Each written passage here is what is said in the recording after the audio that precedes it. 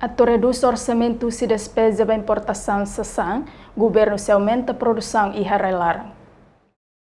Quinta-feira, semana no governo Timor-Leste partilha setor privado e Timor-Leste, a delegação comércio na Inhatnolo, o território norte da ruína Austrália.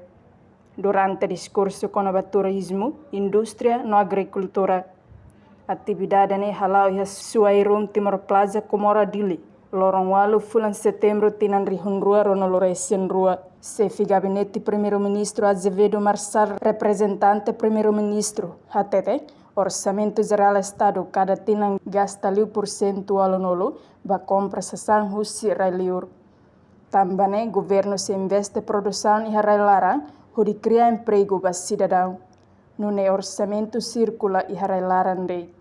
Também o governo acelera a reforma, sobretudo no nível que precisa para a área produtiva, não é bela, atrai mais investimento mais, depois também a economia do nível que produz normais, bela for serviço vai ter mais agora depois de área dados 1,7 bilhões de dólares e não tem então rola nessa serviço então, se você vai ler o orçamento geral do Estado, cada tinha 80% mais da gasta e a relio.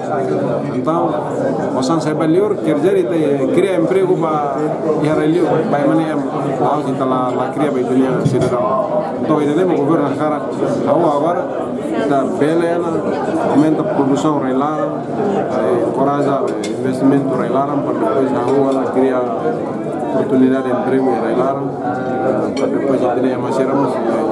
Tuir plano, o governo se investe na área turismo, indústria, na agricultura. Com a agricultura, o governo se prioriza preço do café. Reportagem Selfiana Cat e Fifania de Carvalho, Televisão Timor-Post.